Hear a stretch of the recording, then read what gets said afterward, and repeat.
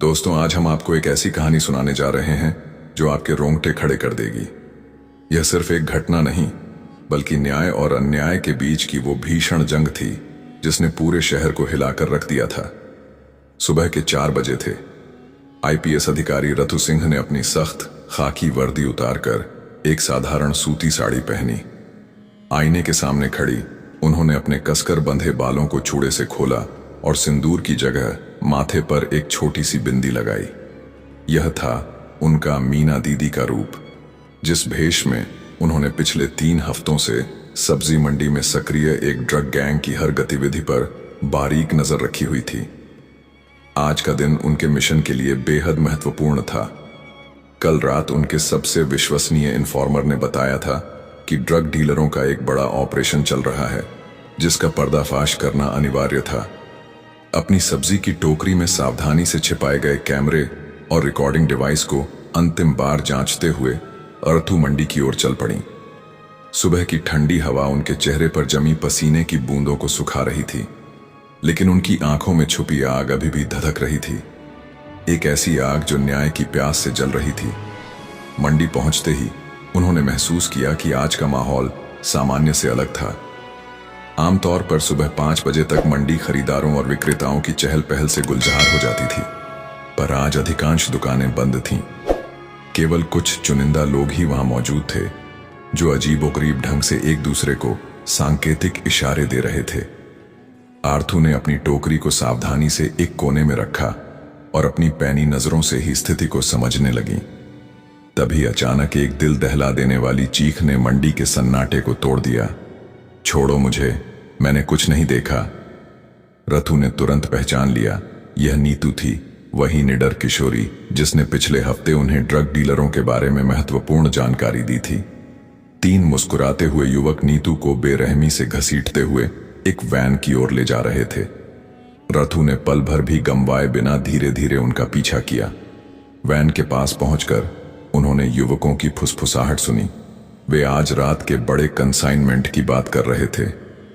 मालिक ने कहा है, एसपी ऑफिस के पीछे वाले गोदाम में सामान रखना है, पुलिस वाले अपने ही हैं, एक युवक ने हंसते हुए कहा।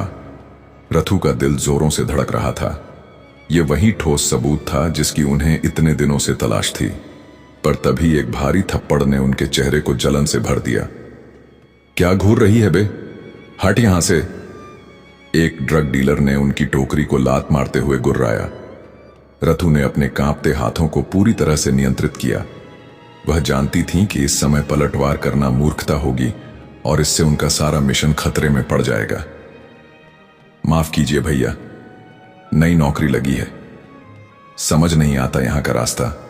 वह झुककर अपनी बिखरी हुई टोकरी उठाते हुए बुदबुदाई। एसपी कार्यालय वापस लौटकर रथु ने तुरंत अपनी सबसे भरोसेमंद टीम के सदस्यों को बुलाया। उन्होंने कमरे का दरवाजा बंद किया और बिना किसी भूमिका के सबके सामने सबूत रख दिए। लीजिए, हमारे अपने प्रशासन के लोग ड्रग माफिया के साथ मिले हुए हैं, उन्होंने अपनी आवाज में एक अजीब सी कड़कपन लाते हुए कहा। स्क्रीन पर वह वीडियो चलने लगा जिसमें साफ सुनाई दे रहा था कि कैसे ड्रग डीलर एसपी ऑफिस के पीछे वाले गोदाम का जिक्र कर रहे थे। डीएसपी धर्मेंद्र, जो आमतौर पर शांत स्वभाव के थे, चिंतित होते हुए बोले, मैडम, यह केस हमारी पोस्टिंग तक ले जाएगा।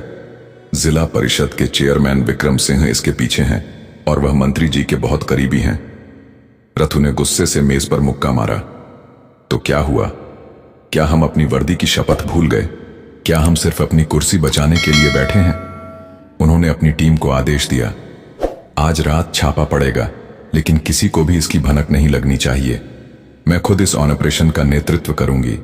यह न सिर्फ ड्रग माफिया के खिलाफ जंग है, बल्कि हमारे अपने सिस्टम के भीतर छिपी गंदगी को साफ करने का समय है। रात के 10 बजे थे जब आर्थू ने फिर से अपनी वर्दी पहनी।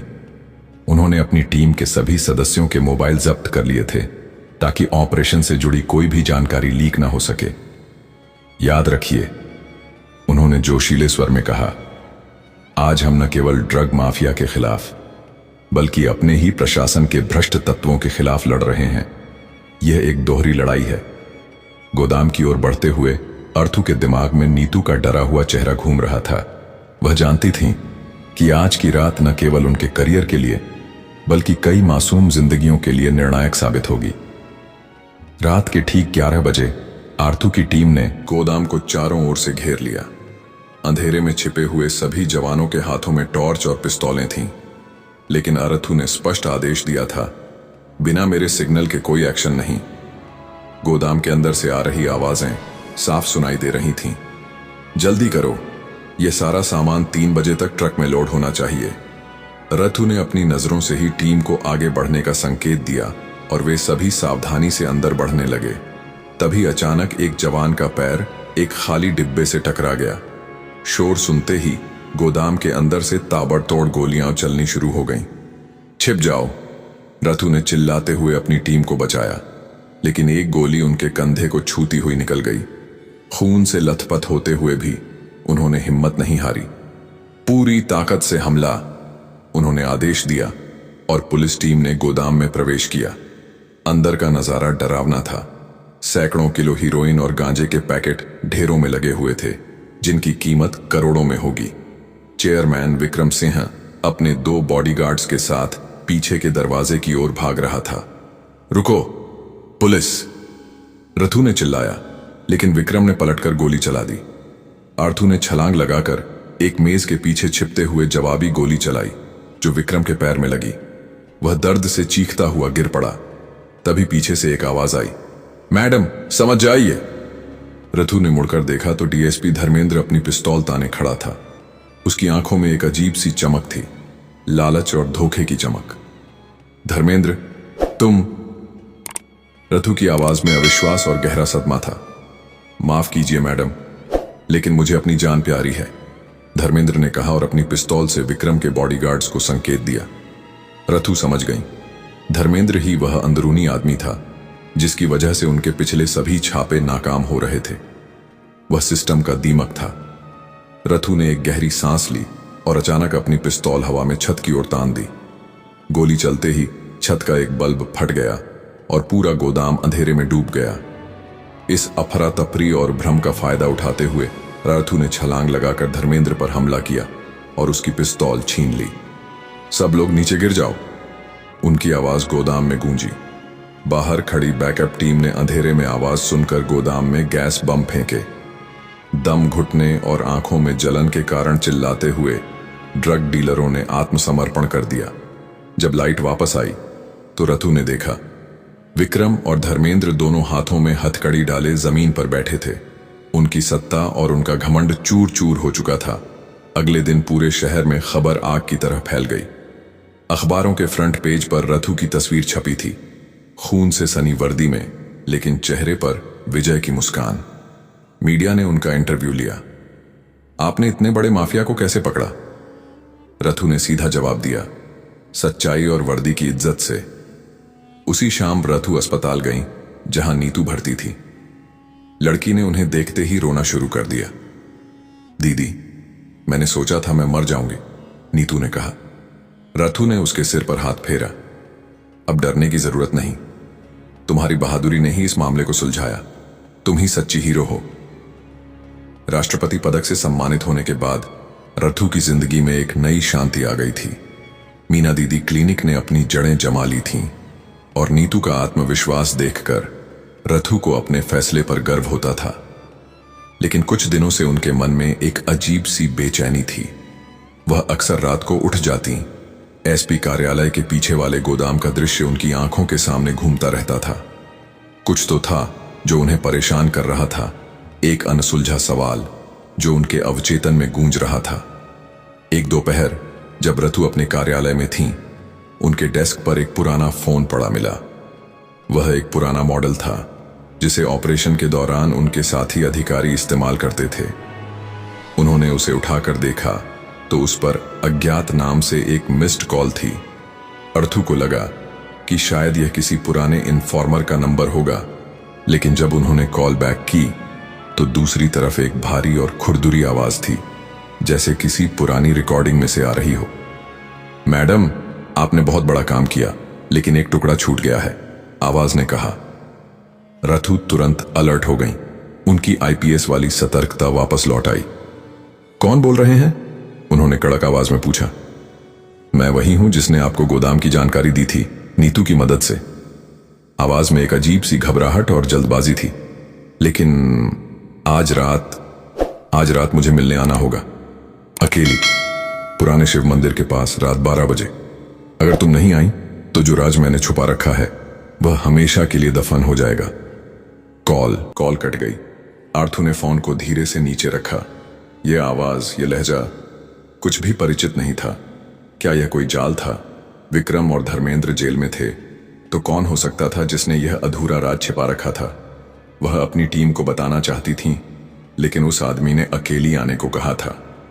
और अगर वह कोई जरूरी जानकारी थी, कहीं नीतू पर फिर से कोई खतरा ना आ जाए। उनके दिमाग में हजारों सवाल उमड़ घुमड़ रहे थे। जैसे जैसे रात ढल रही थी, रथु के मन में दुविधा बढ़ती जा रही थी।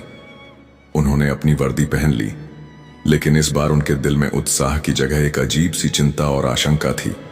पिस्तौल और टॉर्च जेब में रखते हुए वह अपनी सरकारी गाड़ी की चाबियां उठाने लगीं। शिव मंदिर का रास्ता शहर से बाहर अंधेरा और सुनसान था। क्या यह एक और चुनौती थी या फिर किसी छिपे हुए दुश्मन की आखिरी घातक चाल? रथु अपनी कार में बैठी और अंधेरे रास्ते पर निकल पड़ी। उनके मन में सिर्फ एक ही विचार था, किससे मिलने जा रही थी वह, और क्या था वह गहरा राज जो अब तक छुपा हुआ था। 3 महीने बाद की बात है। कोर्ट ने चेयरमैन विक्रम सिंह और डीएसपी धर्मेंद्र को आजीवन कारावास की सजा सुनाई। उनकी संपत्तियों को जब्त कर लिया गया और उनके सभी अवैध संबंधों की परतें उधेड़ दी गईं। प्रशासन ने पूरी ड्रग रैकेट को जड़ से ध्वस्त कर दिया। आर्थू को उनकी असाधारण बहादुरी, निष्ठा और कर्तव्य निष्ठा के लिए राष्ट्रपति पदक से सम्मानित किया गया, जो उनके शानदार करियर का एक महत्वपूर्ण पड़ाव था। लेकिन सबसे महत्वपूर्ण बदलाव था जिले के युवाओं में आया परिवर्तन। नीतू, जो कभी ड्रग माफिया के चंगुल में फंसने वाली थी, अब एक मजबूत और आत्मविश्वासी महिला बन चुकी थी। वह ड्रग पीड़ितों के लिए एक समर्पित काउंसलर बन गई थी, दूसरों को उस दलदल से बाहर निकालने में मदद कर रही थी जिससे वह खुद गुजरी थी। सब्जी मंडी में एक नया सेंटर खुला था जिसका नाम था मीना दीदी क्लिनिक। यह एक ऐसा नशा मुक्ति केंद्र था जहां जरूरतमंदों को मुफ्त में इलाज और परामर्श दिया जाता था। यह आर्थू के मीना दीदी के रूप का ही साकार रूप था। अंतिम दृश्य में आर्थू फिर से उसी सब्जी मंडी में खड़ी है जहां से उनका मिशन शुरू हुआ था, लेकिन इस बार वह अपनी चमकदार वर्दी में है। उनके चेहरे पर शांति और संतोष का भाव है। एक छोटा बच्चा, शायद नीतू जैसा ही कोई मासूम, उनके पास आकर कहता है, दीदी, मैं भी बड़ा होकर आप जैसा बनूंगा। रथु मुस्कुराती हैं। उनकी आंखों में एक अलग ही चमक है। वर्दी पहनने से पहले दिल साफ करना सीखो बेटा। असली शक्ति वर्दी में नहीं, बल्कि सही और गलत के बीच फर्क समझने में है। रथु की जीप सूरज की रोशनी में चमकती हुई दूर निकल गई। पीछे छूट गया था एक बदलाव की उम्मीद से भरा शहर, जहां अब नशा कम हो रहा था और युवाओं में नई उम्मीद जग रही थी। और रथु के पीछे हर वर्दी में छुपा हुआ एक अनकहा सवाल गूंज रहा था, क्या मैंने अपना फर्ज निभाया? इस बार रथु के दिल में एक निश्चित हाँ थी। उन्होंने अपना फर्ज बखूबी निभाया था और उनकी विरासत पीढ़ियों तक प्रेरणा देती रहेगी। तो दोस्तों, आपको यह कहानी कैसी लगी? अगर अच्छी लगी हो तो प्लीज हमारे चैनल सब्सक्राइब और वीडियो को एक लाइक जरूर कर देना, जिससे हमारा हौसला और भी बढ़ता रहे। धन्यवाद।